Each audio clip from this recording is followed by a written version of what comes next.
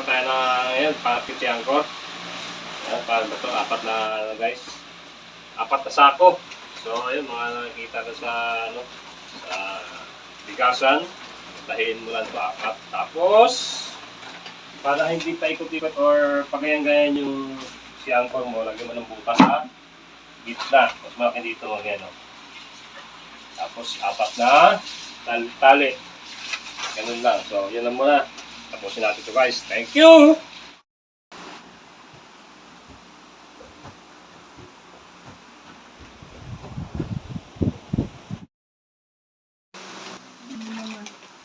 Yan guys, ang purpose niyan ay